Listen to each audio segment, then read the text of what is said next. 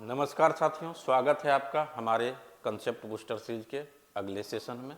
आप बने रहिए हमारे साथ हमारे YouTube channel vision arts Patna पे। चलिए पहला सवाल स्क्रीन पे क्या बोला जा रहा है, निम्नलिखित प्रश्नों कथनों पर विचार कीजिए। तो देखिए, ये है पानी के जहाज की चाल को नॉटिकल मील में हम मेजर करते हैं, ठीक है।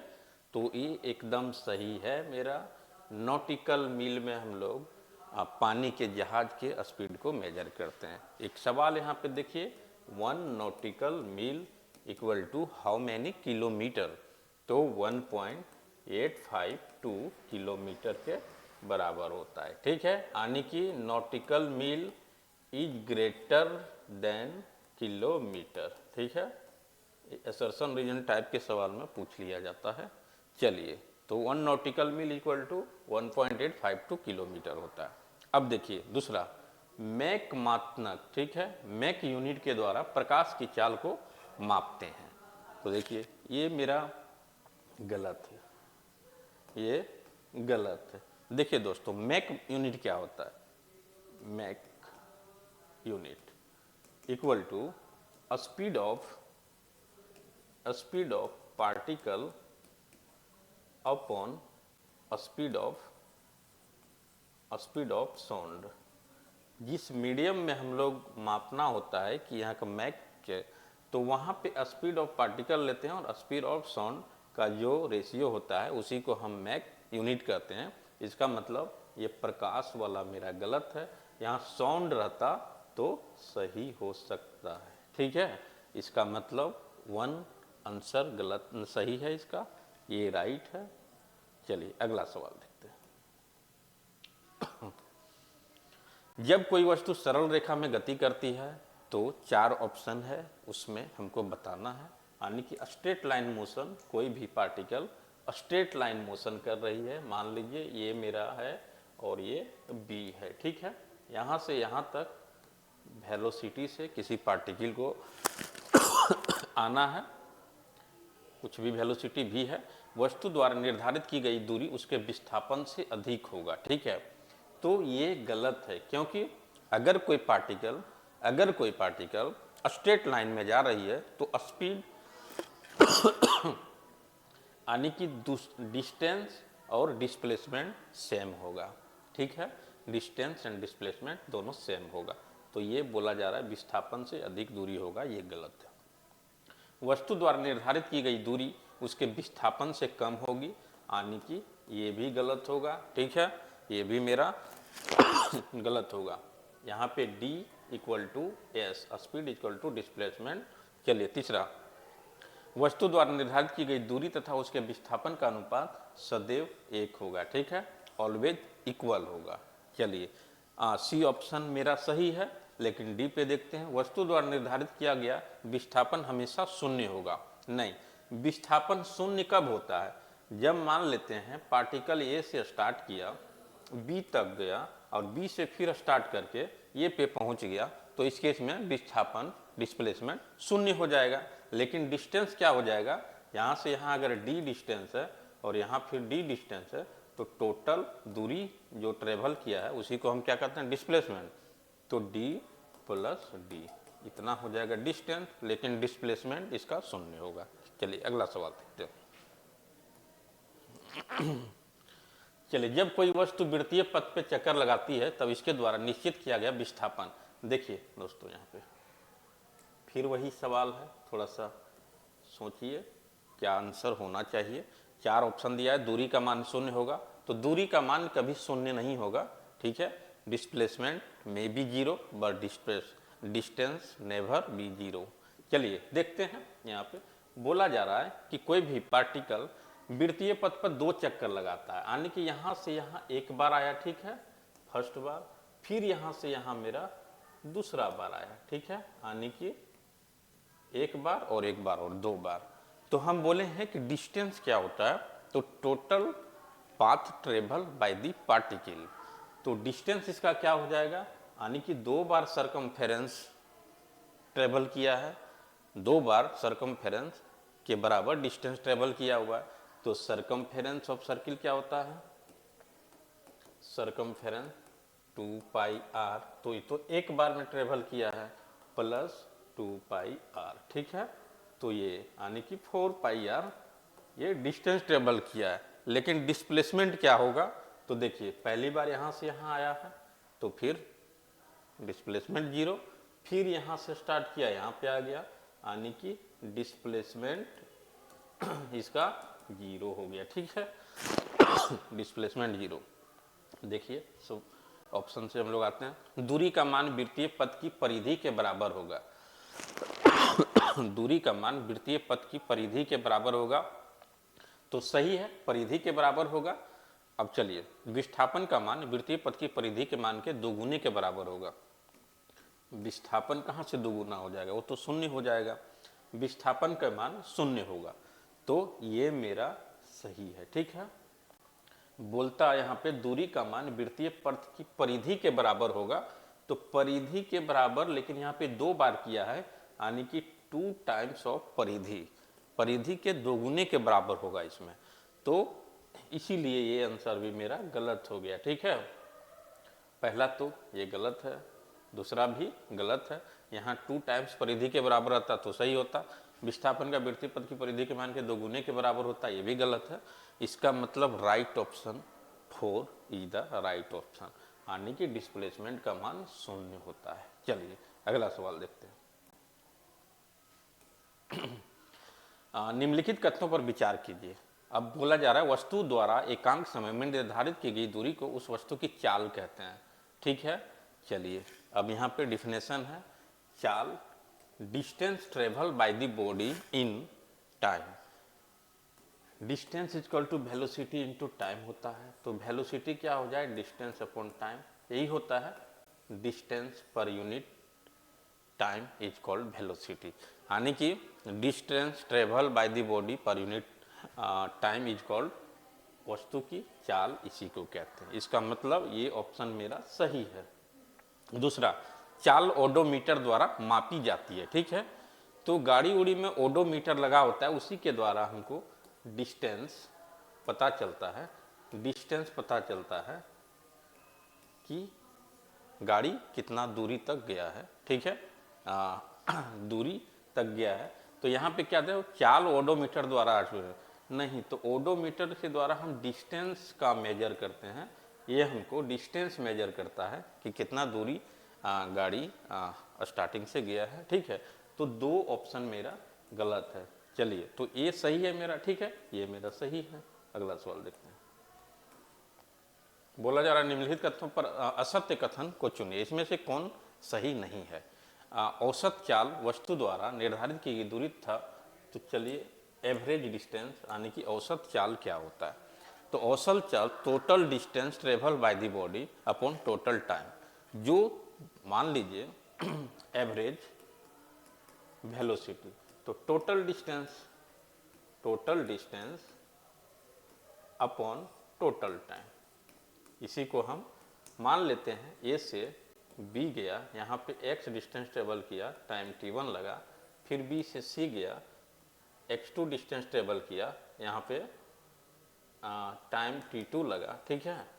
यहाँ फिर गया x3 डिस्टेंस t3, तो टोटल डिस्टेंस कितना हो जाएगा मेरा, तो टोटल डिस्टेंस हो जाएगा x1 plus x2 plus x3, total distance by total time, देख लीजिए t1 plus t2 plus t3, इसी को हम क्या कहते हैं, एवरेज डिस्टेंस, ठीक है, औसत चाल। चलिए ठीक है, अगला देखिए, एक निश्चित दिशा में चाल वेग कहलाती है। अगर चाल जो है मेरा एक निश्चित दिशा में एकदम कांस्टेंट है, उसका डायरेक्शन चेंज नहीं हो रहा है, ठीक है, यानी कि एक निश्चित दिशा में कोई भी पार्टिकल जा रहा है, तो उसको हम चाल जो है वो क्या हो जाएगा, वेग के बराबर हो जाएगा, यानी कि वेग एंड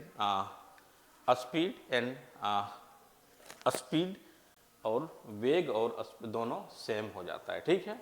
चलिए, औसत चाल तथा औसत वेग के मात्रक एक समान नहीं होते हैं। देखिए दोनों तो मेरा चाल और वेग, वेलोसिटी और स्पीड दोनों तो सेम ही है। स्पीड भी होता है डिस्टेंस अपॉन टाइम और वेलोसिटी भी होता है डिस्प्लेसमेंट अपॉन टाइम, ठीक है। Displacement upon time. तो यहाँ पे क्या दिया हुआ है कि मात्रक एक समान नहीं होते हैं, यानी कि दोनों एक समान होंगे। इसका भी मीटर पर सेकेंड और इसका भी मीटर पर सेकेंड, तो एक समान काहे नहीं होगा, दोनों समान होगा। इसका मतलब सी मेरा ऑप्शन गलत है। ठीक है, तो ए और बी क्या है, मेरा राइट ऑप्शन है, लेकिन यहाँ पे पूछा जा रहा असत्य कथन, तो सी असत्य है। चलिए अगला सवाल देखते हैं। निम्नलिखित में से कौन सा कथन सत्य है? ठीक है, चलिए ऑप्शन देखते हैं हम लोग। समय के साथ दूरी में परिवर्तन त्वरण कहलाता है। त्वरण यानी कि एक्सेलरेशन, एक्सेलरेशन, एक्सेलरेशन बोला जा रहा है कि समय के साथ दूरी में परिवर्तन दूरी में परिवर्तन ये वेलोसिटी कहलाता है। ठीक है, वेलोसिटी ये आपका त्वरण नहीं कहलाता है। त्वरण क्या होता है, वेलोसिटी अपॉन टाइम। त्वरण का अगर हम देखेंगे डिफिनेशन, तो समय के साथ वेलोसिटी में परिवर्तन हमारा त्वरण एक्सेलरेशन कहलाता है। ठीक है चलिए बी, वेग के, ये गलत है वेग के विपरीत दिशा में त्वरण धनात्मक होता है। चलिए बोला जा रहा है कि अगर मेरा पार्टिकल, हम इधर जा रहे हैं, पार्टिकल का वेलोसिटी इधर है, अगर एक्सेलरेशन इधर है, ठीक है, एक्सेलरेशन इधर इस पार्टिकल पे लग रहा है, इसका मतलब ये है कि बोला त्वरण धनात्मक होता है, तो धनात्मक नहीं होगा, यानी कि वेलोसिटी एंड एक्सेलरेशन दोनों अपोजिट डायरेक्शन में है, तो ये ऋणात्मक होगा। ठीक है, नेगेटिव होगा, नेगेटिव होगा, धनात्मक नहीं होगा। इसका मतलब ये भी मेरा गलत है। चलिए सी ऑप्शन आते हैं। स्वतंत्र रूप से गिर रही वस्तु की गति एक समान त्वरण गति है। ठीक है, मान लेते हैं कोई भी वस्तु, अगर कोई इसमें बाह्य फोर्स नहीं लग रहा है, एक्सटर्नल फोर्स नहीं लग रहा है, अगर यहाँ से कोई भी पार्टिकल को गिराया जाता है वेलोसिटी v से, ठीक है ना, स्टार्टिंग तो इसका ड्रॉप किया जाता है, ठीक है, यहाँ से, तो बोला जा रहा है कि गति एक समान त्वरण, हाँ, तो इसका एक्सेलरेशन तो मेरा क्या हो जाएगा, g के बराबर होगा, और g इक्वल टू 9.8 मीटर पर सेकेंड स्क्वायर होता है। इसी को क्या बोलते हैं, एक्सेलरेशन ड्यू टू ग्रेविटी। ये एक्सेलरेशन ड्यू टू ग्रेविटी के साथ नीचे की ओर आ रहा है। ठीक है, चलिए अब त्वरण का मात्रक वेग के मात्रक के समतुल्य होता है। ठीक है, त्वरण के मात्रक वेग के नहीं, ये देखिए ये भी गलत होगा। त्वरण एक्सेलरेशन क्या होता है, वेलोसिटी अपॉन टाइम होता है, लेकिन वेग क्या होता है, डिस्टेंस अपॉन टाइम। तो इसका मात्रक दोनों का सेम कैसे हो जाएगा, इसका हो जाएगा मीटर पर सेकेंड और इसका हो जाएगा वेलोसिटी का मीटर पर सेकेंड अपॉन टाइम का सर सेकेंड, यानी कि मीटर पर सेकेंड स्क्वायर, और ये मीटर पर सेकेंड होगा। ठीक है, वेलोसिटी का। अगला सवाल देखते हैं। बोला जा रहा है जब एक वस्तु को ऊर्ध्वपात दिशा में गिराया जाता है, तब उसी समय एक दूसरी वस्तु को फेंका जाता है। किधर, तो हॉरिजेंटली। अब उसमें कमेंट में 4 ऑप्शन दिया है, अब पूछ रहा है कि इसमें से कौन सा सही होगा। इसका मतलब देखिए कुछ कंडीशन ये है, एक को यहाँ से ड्रॉप किया जा रहा है, ठीक है, और एक को ऐसे फेंका जा रहा है, तो ये जो है ऐसे करके प्रोजेक्टाइल मोशन यहाँ पे आएगा। ठीक है, और ये मेरा डायरेक्ट यहाँ गिरेगा, दोनों का डायरेक्ट यहाँ पे गिरेगा, और ये ऐसे ऐसे। देखिए ये जो है मेरा ऑलवेज जी नीचे की ओर लगेगा, ऑलवेज जी नीचे की ओर लगेगा, ऑलवेज जी नीचे की ओर, और यहाँ पे देखिए अगर मान लीजिए इस पार्टिकल में हमको कहना क्या है, दोनों वस्तु पृथ्वी पर एक समान पहुँचेगी। ठीक है, यानी कि पृथ्वी पर ये तो ठीक है, यहाँ से यहाँ तक डिस्टेंस हॉरिजेंटल भी किया है, हॉरिजेंटल डिस्टेंस किया है, लेकिन वर्टिकल डिस्टेंस दोनों का सेम है। ठीक है, इसका भी h है और ये भी h है, तो यहाँ पे एक्सेलरेशन दोनों में लग रहा है, g लग रहा है। ठीक है, g इक्वल टू 9.8 मीटर पर सेकेंड स्क्वायर। इसको आप 10 भी ले सकते हैं, 10 मीटर पर सेकेंड स्क्वायर भी ले सकते हैं। ठीक है, अब देखिए पूछा रहा है दोनों वस्तु पृथ्वी पर एक समान पहुंचेगी, तो h बराबर हाफ g और t स्क्वायर। ठीक है, अब इसको देखिए h equal to u t plus half g t square होता है। अब देखिए u जो है मेरा इनिशियल वेलोसिटी, तो इसको जो है देखिए यहाँ से ड्रॉप किया गया, यानी कि जब ड्रॉप किया गया है तो u इनिशियल 0 होगा। यहाँ पे देखिए इसको हॉरिजेंटल वेलोसिटी दिया है, लेकिन वर्टिकल वेलोसिटी इसका भी 0 होगा, ठीक है ना। यहाँ पे इसका मतलब दोनों का वेलोसिटी जो है वर्टिकल 0 होगा।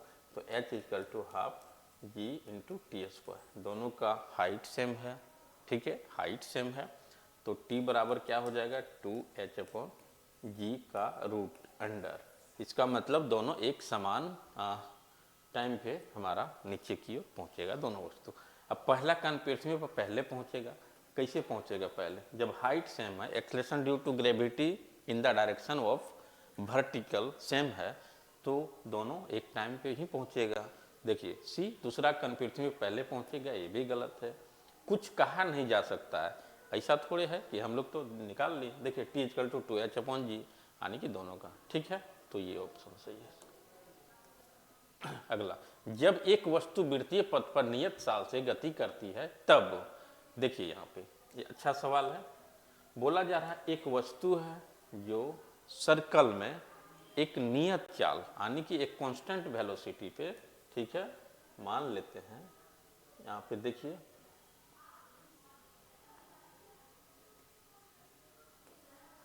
देखिए ये मान लेते हैं यहाँ से ऐसे, इसका डायरेक्शन हर जगह चेंज करेगा, ठीक है। यहाँ ऐसे है तो इधर भी भी भी भी भी भी, ठीक है। चलिए अब बोला जा रहा है डायरेक्शन चेंज है लेकिन वेलोसिटी मेरा कांस्टेंट है। अगर 5 मीटर पर सेकेंड है तो हर जगह 5 मीटर पर सेकेंड है, भले ही उसका डायरेक्शन अलग अलग होगा क्योंकि ये सर्कल का केस है। चलिए, त्वरण का परिणाम अपरिवर्तित रहता है, ठीक है, पर त्वरण का मान अपरिवर्तित रहता है, ठीक है। देखिए मान लेते हैं यहाँ पे भी है और यहाँ पे भी है, दोनों के बीच का भी, तो त्वरण क्या होता है जिसको हम एक्सेलरेशन बोलते हैं, change in velocity upon time taken, ठीक है, टाइम। तो मान लेते हैं यहाँ पे भी है और यहाँ का वेलोसिटी मेरा किधर है, माइनस आई डायरेक्शन में, यानी कि नेगेटिव। जैसे हम लेते हैं ना, ये हो गया पॉजिटिव, ये हो गया नेगेटिव, ये हो गया पॉजिटिव और ये नेगेटिव, ठीक है। तो यहाँ से यहाँ अगर हम दोनों का डिफरेंस करेंगे तो जो आएगा ऊपर में वही यहाँ से यहाँ तक में भी आएगा, ठीक है। भले ही डायरेक्शन का अपोजिट है कुछ भी, यहाँ से यहाँ तक भी वही आएगा, यहाँ से यहाँ तक भी वही आएगा, ठीक है। तो देखिए चेंज इन वेलोसिटी बटे टाइम टेकन, अगर वेलोसिटी सेम है तो यहाँ से यहाँ तक जो टाइम लगेगा वो यहाँ से यहाँ तक भी लगेगा। इसका मतलब इसका एक्सेलरेशन मेरा कांस्टेंट होगा, सही है। अब देखिए त्वरण की दिशा सदैव वृत्त के केंद्र की ओर होती है। देखिए जब ये सर्कल का केस होता है तो इसमें दो टाइप का त्वरण होता है, एक होता है ये टी यानी कि इसको टेंजेंशियल त्वरण कहते हैं, टेंजेंशियल एक्सेलरेशन, और एक होता है मेरा ए और सी, इसको सेंट्रीपिटल एक्सेलरेशन कहते हैं, ठीक है। तो क्या बोला है, त्वरण की दिशा सदैव वृत्त के केंद्र की ओर। तो ये तो मेरा ऑलवेज, अगर यहाँ पे भी बोला रहता कि सेंट्रीपिटल एक्सेलरेशन का जो डायरेक्शन है ऑलवेज सेंटर की ओर रहेगा तो ये मेरा सही था, ठीक है। लेकिन दोनों कहाँ सेंटर, ये तो ऑलवेज टेंजेंशियल है, यहाँ भी टेंजेंट की ओर रहेगा, यहाँ भी टेंजेंट की ओर रहेगा, ठीक है, यहाँ भी ये टेंजेंशियल की। और ये सी, इस centripetal acceleration equal to we square upon r होता है, ठीक है, ये याद रखिएगा। सेंट्रीपिटल एक्सेलरेशन ये C equal to we square upon R. तो और ये टी बराबर क्या होता है, D V upon D T, ठीक है, ये टी बराबर D V upon D T. तो ये भी मेरा गलत है। चलिए अगला, वेग का मान अपरिवर्तित रहेगा, वेग का मान अपरिवर्तित रहेगा। वेग का मान अपरिवर्तित नहीं होता है, परिवर्तित होते रहता है, क्योंकि जब डायरेक्शन चेंज कर रहा है हर पॉइंट पे, तो वेग भी चेंज होगा, तो ये भी मेरा गलत है। अब देखिए त्वरण की दिशा वृत्त के केंद्र से विपरीत दिशा में होती है, तो विपरीत दिशा में नहीं होता है, सेंटर की ओर होता है और एक टेंजेंशियल होता है, ठीक है। तो ये परपेंडिकुलर होता है, ये दोनों के बीच का डिस्टेंस, इसका मतलब ये सही है, बाकी तीनों गलत है। अगला सवाल, बोला जा रहा है निम्नलिखित बल में से असंपर्क बल के उदाहरण, नॉन कांटेक्ट फोर्स का उदाहरण इसमें से कौन कौन सा है। ठीक है, नॉन कांटेक्ट फोर्स का एग्जाम्पल इसमें कौन कौन सा है। तो देखिए, दो सतहों के मध्य लगने वाला घर्षण, इसी को हम फ्रिक्शन फोर्स कहते हैं। ठीक है, इसको हम क्या कहते हैं, फ्रिक्शन फोर्स। ये तभी लगता है जब आप एक दूसरे के कांटेक्ट में हैं, तभी फ्रिक्शन फोर्स लगता है। अगर आप फ्रिक्शन फोर्स अगर एक दूसरे के कांटेक्ट में नहीं है तो नहीं लगेगा। इसका मतलब यस, ये तो हमारा कौन सा है, संपर्क बल है, कांटेक्ट फोर्स है। ठीक है, चुंबक द्वारा लोहे पर लगाया गया बल। ठीक है, यहाँ पे अगर हम चुंबक रख देते हैं मैग्नेट, और यहाँ पे एक लोहा रख देते हैं आयरन, ठीक है, तो यह मैग्नेट के द्वारा आयरन पे फोर्स लगाता है, और उसी को हम क्या कहते हैं, जैसे मान ले अगर ये एक दूसरे के संपर्क में नहीं भी है ना, तो भी यहाँ से मैग्नेट इसको खींचने का प्रयास करेगा, यानी कि ये नॉन कांटेक्ट फोर्स है या संपर्क बल है। तो ये असंपर्क बल है, दो वस्तुओं के मध्य लगने वाला गुरुत्वाकर्षण। ठीक है, ये m है और एक ये m1 m2 है। ठीक है, तो इसके बीच का जो ग्रेविटेशनल फोर्स लगता है Gm1 m2 अपॉन r², यानी कि इसमें कांटेक्ट का कोई ज़रूरत नहीं है, थोड़ा दूरी में भी है तो फोर्स लगेगा, ग्रेविटेशनल फोर्स। अर्थ और सन के बीच में जो फोर्स लगता है, अर्थ और मून के बीच जो फोर्स लगता है, तो वो क्या होता है, ग्रेविटेशनल फोर्स। चलिए अगला सुन, रस्सी को खींचते समय मनुष्य द्वारा लगाया गया बल। ठीक है, इसका मतलब ये कांटेक्ट फोर्स है, ये रस्सी है। ठीक है, ये रस्सी है, ये हम लगा रहे हैं फोर्स। ठीक है, तो जब तक इसमें कांटेक्ट नहीं होगा तब तक रस्सी को हम खींचेंगे कैसे, तो ये मेरा क्या है, कांटेक्ट फोर्स है। तो पूछा गया या संपर्क बल के उदाहरण नहीं है, तो संपर्क बल के उदाहरण नहीं या संपर्क, यानी कि ये नॉन कांटेक्ट फोर्स कौन कौन है, तो ये है नॉन कांटेक्ट फोर्स, ये मेरा क्या है, ये कांटेक्ट फोर्स है। ठीक है, ये कांटेक्ट फोर्स है, ये भी मेरा मध्य लगने वाला गुरुत्वाकर्षण बल, ये भी यह संपर्क बल है। ठीक है, ये भी यह संपर्क बल है रस्सी को, ये भी मेरा क्या है, कांटेक्ट फोर्स है, यानी कि इसका आंसर कौन सा हो जाएगा, तो बी और सी, बी और सी इसमें सही हो जाएगा। ठीक है, यह संपर्क बल बी और सी होगा। चलिए अगला सवाल देखते हैं, अगला सवाल देखते हैं, पारसेक। पारसेक क्या होता है, तो पारसेक इज द पारसेक क्या है, तो देखिए पारसेक 3.26 लाइट ईयर, पारसेक दूरी का मात्रक है। ठीक है, पारसेक जो है दूरी का मात्रक है, और लाइट ईयर क्या होता है, एक साल में प्रकाश के द्वारा चली गई दूरी को हम लाइट ईयर कहते हैं। ठीक है, तो पारसेक किसकी इकाई है, तो ये दूरी की इकाई है, दूरी की इकाई है।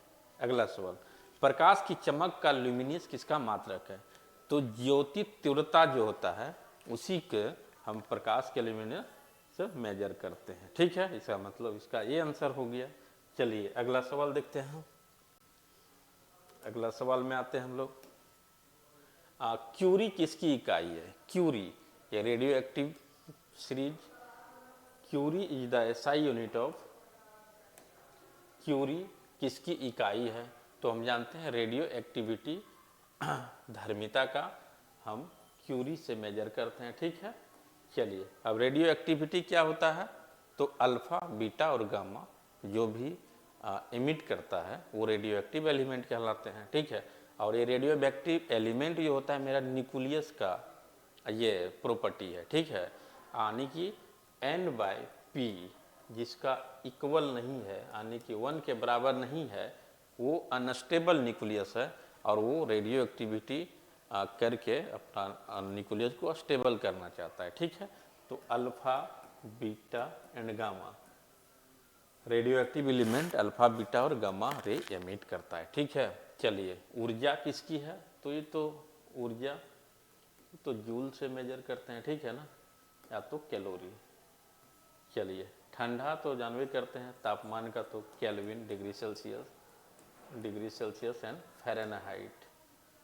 चलिए दबाव का मात्रक क्या है, ये मतलब दबाव है। ठीक है ना, दबाव मतलब प्रेशर, प्रेशर को हम लोग कैसे मेजर करते हैं, तो पास्कल से हम जानते हैं, pressure is measured by pascal bar, ठीक है, पास्कल हो गया, बार हो गया। चलिए डाइन किसका है, तो ये जूल जो मेरा है, जूल है मेरा, अर्ग है, ये सब डाइन, देखिए अर्ग जूल ये सब एनर्जी का है, ठीक है, एनर्जी का एसआई यूनिट जूल होता है और सीजीएस यूनिट अर्ग होता है, ठीक है। डाइन फोर्स का है, ठीक है, डाइन फोर्स का सीजीएस यूनिट है। चलिए अगला सवाल देखते हैं। कैंडेला किसका मात्रा है, ज्योति फ्लक्स का जो मात्रक होता है वो कैंडेला होता है, ठीक है, ज्योति फ्लक्स का मात्रक कैंडेला होता है। तो देखिए इसमें कौन सा ज्योति फ्लक्स पहले भी हम देख चुके हैं। चलिए मानकों की अंतर्राष्ट्रीय प्रणाली मतलब इंटरनेशनल जो एसआई पद्धति है मेरा, एसआई जिसमें कि 7 फंडामेंटल यूनिट है, 7 फंडामेंटल यूनिट है और 2 जो है मेरा supplementary unit, plane angle, plane angle का क्या होता है, रेडियन होता है, और सॉलिड एंगल का, सॉलिड एंगल का क्या होता है, अस्टेरेडियन होता है, अस्टेरेडियन। तो ये जो मेरा 7 मास, लेंथ, अमाउंट ऑफ सबस्टांस, ये सब जो 7 इलेक्ट्रिक करंट का सबका जो दिया गया है अंतर्राष्ट्रीय पद्धति में, तो 1969 में ये हुआ है, 1969 में हुआ है, ठीक है। चलिए अगला सवाल देखते हैं। बोला जा रहा है खाद्य को हम किस इकाई में माप सकते हैं, तो खाद्य को हम किस इकाई में, खाद्य ऊर्जा को तो जानते हैं कि कैलोरी में मापते हैं हम लोग, ठीक है ना। बोला जाता है ना कि इतना अगर ये डाइट लेंगे तो कितना कैलोरी हमारे पास एनर्जी आएगा। तो खाद्य खाने वाले जो हैं सामान उसका हम लोग किस इकाई में मेजर करते हैं, तो ये कैलोरी में, ठीक है, कैलोरी में। चलिए विद्युत धारा की इकाई क्या है, विद्युत धारा इलेक्ट्रिक करंट, इलेक्ट्रिक करंट, तो इसको एम्पियर में मेजर करते हैं, ठीक है, एम्पियर में मेजर करते हैं। और ये जूल जो है मेरा ये एनर्जी का है, ठीक है, वोल्ट किया है, इलेक्ट्रिक पोटेंशियल का वोल्ट है, वाट किसका है, इलेक्ट्रिक पावर का, ठीक है, इलेक्ट्रिक पावर को हम लोग वाट में मेजर करते हैं। इसका मतलब ये ऑप्शन सही है। अगला सवाल देखते हैं हम लोग। बोला जा रहा है एसआई पद्धति में लेंस की क्षमता, ठीक है ना, लेंस की क्षमता, पावर ऑफ लेंस को डायोप्टर में हम लोग मेजर करते हैं, ठीक है। तो देखिए डायोप्टर, इसको डायोप्टर लिखेंगे, चलिए डायोप्टर, ठीक है, ये सिर्फ ऑप्टर लिया हुआ है लेकिन इसको डायोप्टर में हम लोग मेजर करते हैं, ठीक है। ओम तो होता है रेजिस्टेंस का, रेजिस्टेंस का, वाट होता है पावर का, ठीक है, और हर्ट्ज होता है फ्रीक्वेंसी का, फ्रीक्वेंसी का।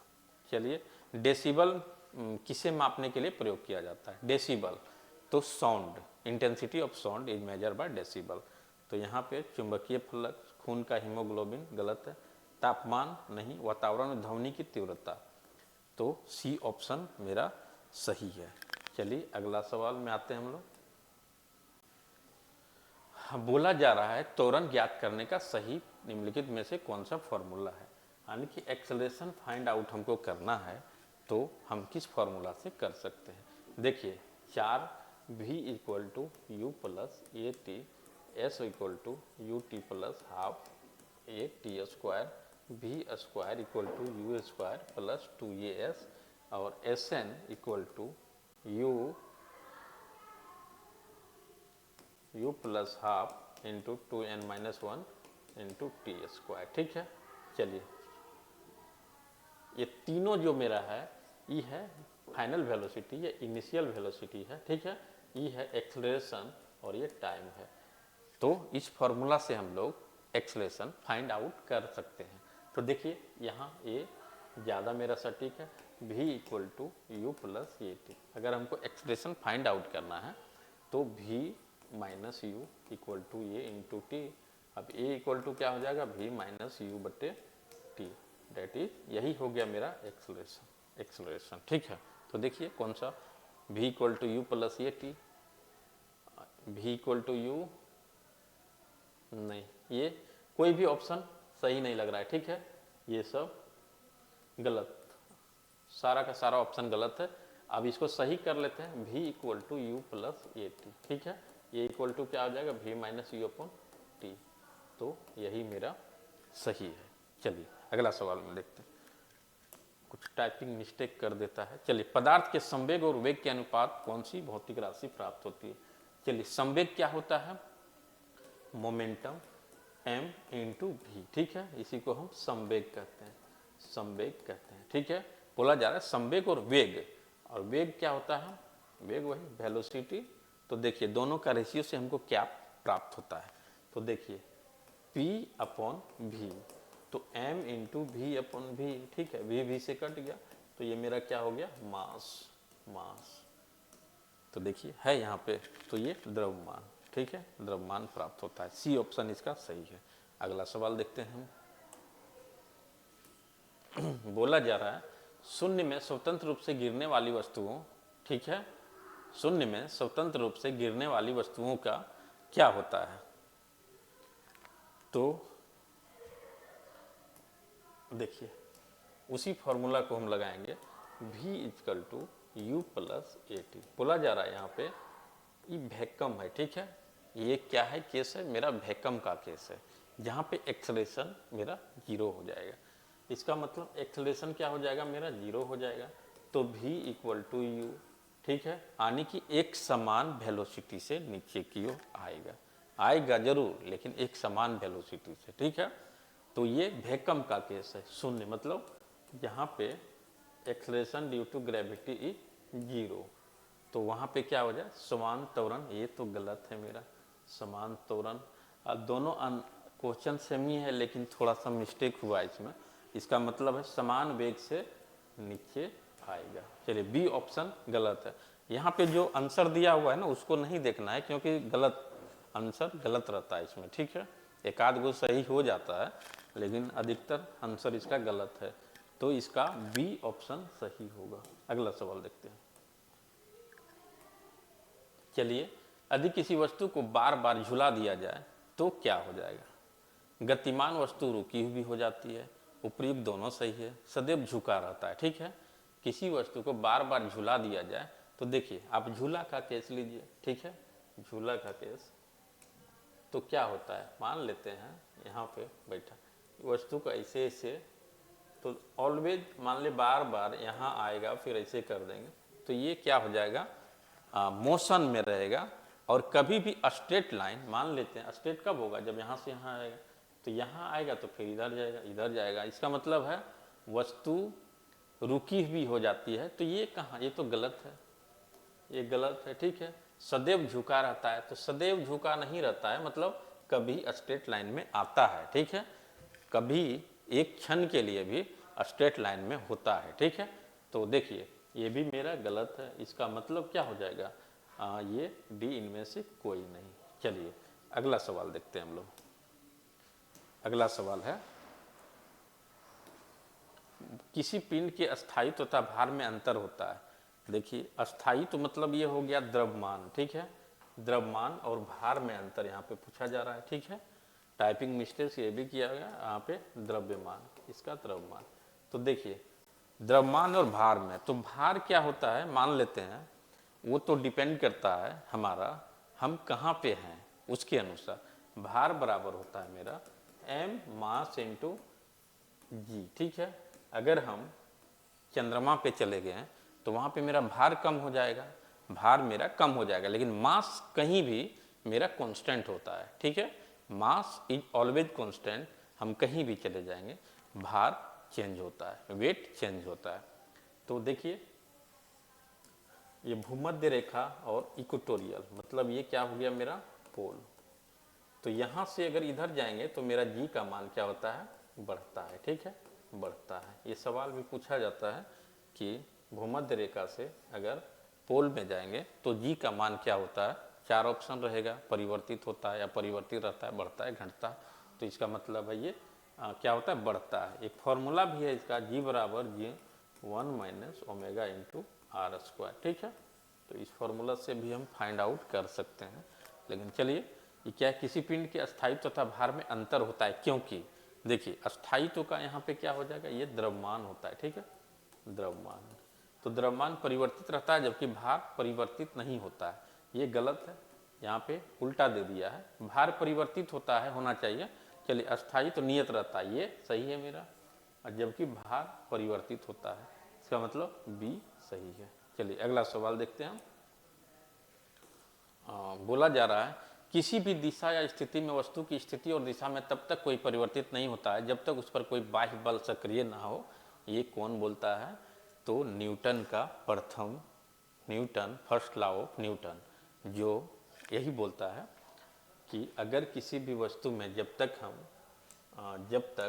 कोई बाह्य बल काम नहीं करे तब तक उसका पोजीशन चेंज नहीं होगा। ठीक है, तो ये न्यूटन का थर्ड नियम क्या कहता है? Every action have equal and opposite reaction. ठीक है, अगर हम यहाँ पे ऐसे पुश कर रहे हैं तो इसके द्वारा भी हमारे पेन पे अपोजिट डायरेक्शन में पुशिंग हो रहा है। इसका मतलब है every action has equal and opposite reaction in the direction of applying force. ठीक है, अगर हम इधर फोर्स लगा रहे हैं तो वो भी हमारे डायरेक्शन फोर्स के अपोजिट में लगाएगा, तो उसी को न्यूटन थर्ड लॉ कहते हैं। न्यूटन का द्वितीय नियम फोर्स F बराबर m इंटू ए, इसी से फाइंड आउट होता है। और न्यूटन का फर्स्ट नियम इनर्शिया से रिलेटेड है। ठीक है, इनर्शिया क्या होता है? Property of matter, he never want to change our position. अगर वो रेस्ट में है तो रेस्ट में ही रहना चाहेगा, मोशन में है तो मोशन में ही रहना चाहेगा, जब तक कि उसके पास बाय फोर्स हम नहीं लगाएं। ठीक है, चलिए अब देखिए अगला सवाल। बोला जा रहा है किसी असंतुलित बल, ठीक है, असंतुलित बल मतलब संतुलित नहीं है, अलग अलग फोर्स हम लगा रहे हैं उस पर। तो बोला जा रहा है द्वारा किसी पिंड में उत्पन्न त्वरण बल के तुल्यमान होता है, बल के अनुप्रमाणित होता है, बल के प्रभाव से स्वतंत्र होता है। देखिए F equal to mass into acceleration. ठीक है, तो एक्सलेशन बराबर क्या होता है? Force upon mass. तो क्या हो जाएगा? Acceleration is directly proportional to force. अगर हम किसी वस्तु पे फोर्स लगाएंगे तो उस पर एक्सलेशन काम करेगा और वो फोर्स के डायरेक्टली प्रोपोर्शनल होता है। ठीक है, तो अनुप्रमाणित मतलब इन्वर्सली प्रोपोर्शनल तो नहीं है, तो ये तुल्यमापन होता है। ठीक है, तो इसका ये ऑप्शन सही है मेरा। ठीक है, शून्य के बराबर कहाँ से होगा? शून्य तो नहीं होगा। बल के प्रभाव से स्वतंत्र होगा, कभी नहीं हो सकता है। बल के अनुप्रमानुपाती यानी कि डायरेक्टली प्रोपोर्शनल ऑफ फोर्स होगा, डायरेक्टली प्रोपोर्शनल। ठीक है, directly proportional, F is directly proportional to, sorry, acceleration is directly proportional to force, ठीक है, अपॉन m। चलिए अगला सवाल देखते हैं। जल में प्रत्येक क्रिया के बराबर और विपरीत दिशा में एक प्रतिक्रिया होती है, यह क्या होता है? तो न्यूटन का तृतीय गति। ठीक है, थर्ड लॉ ऑफ। चलिए जल में तैरता न्यूटन के किस गति? तो न्यूटन थर्ड लॉ। चलिए दोस्तों, आज का लगता है ये लास्ट सवाल था मेरा, नहीं एक और सवाल है, कोई बाह्य बल कार्यरत नहीं हो। देखिए बोला जा रहा है कोई पिंड तब तक विरामावस्था में ही रहता है जब तक वह एक समान चाल से चलता रहता है, जब तक उस पर कोई बाह्य फोर्स कार्य नहीं करता। तो ये किसने दिया है? दिस लॉ, मतलब ये तो न्यूटन का हम पढ़े हैं कि फर्स्ट लॉ ऑफ, यही है ना, फर्स्ट लॉ यही बोलता है इनर्शिया के बारे में। ठीक है, चलिए Einstein E equal to MC square, relativity. चलिए बल निम्नलिखित में से किसका गुणनफल है? तो F equal to M into A, mass और एक्सेलरेशन का। ठीक है, तो द्रव्यमान और त्वरण का है, इसका ये आंसर हो जाएगा।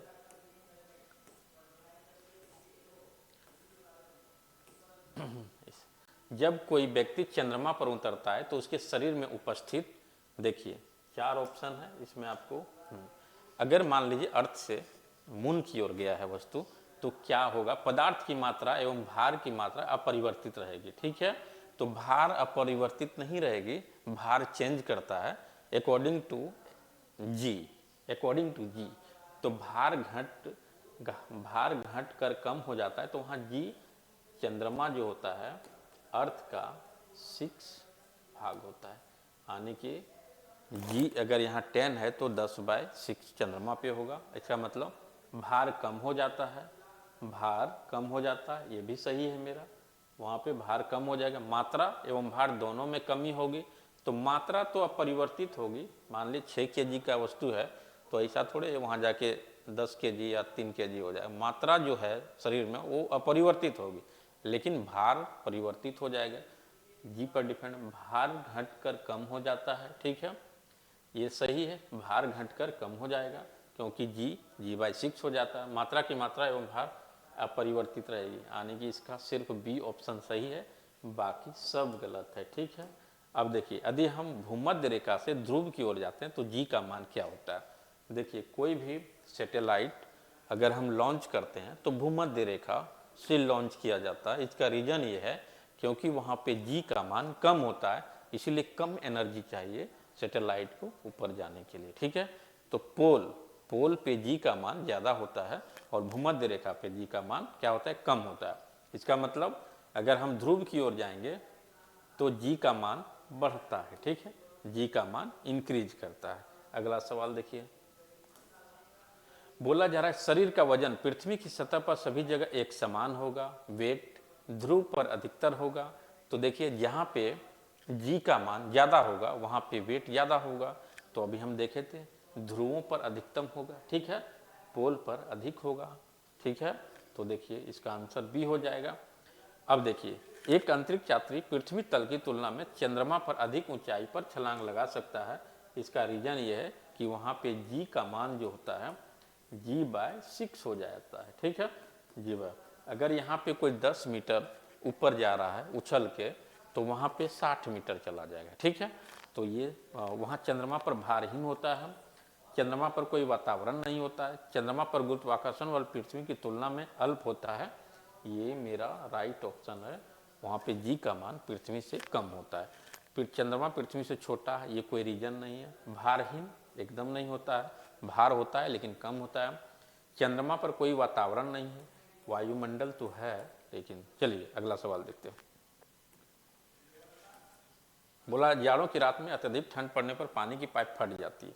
तो हम जानते हैं डेंसिटी का मैटर है ये। Density of water is volume. देखिए आप, वॉल्यूम अगर वाटर आइस में कन्वर्ट हो जाए तो उसका वॉल्यूम क्या होता है, बढ़ जाता है। ठीक है, तो जब वॉल्यूम बढ़ जाएगा तो जो पाइप में वाटर है, पाइप का तो वॉल्यूम सेम रहता है, तो जब वॉल्यूम बढ़ जाएगा वाटर का तो पाइप क्या फटना ही फटना है। तो रीजन ये है, जमने के बाद पानी का आयतन बढ़ जाता है, रीजन ये है। ठीक है, जमने के बाद पानी घनत्व तो कम हो जाता है, डेंसिटी का मतलब नहीं है, पानी ठंडा। चलिए बी ऑप्शन सही है। अगला सवाल देखते हैं, ये लास्ट सवाल था। तो जो भी सवाल हम लोग डिस्कस कर लिए, ठीक है, अब अगले सेशन में फिर से हम लेके आ रहे हैं। तब तक के लिए बने रहिए हमारे यूट्यूब चैनल पे। जय हिंद, जय भारत।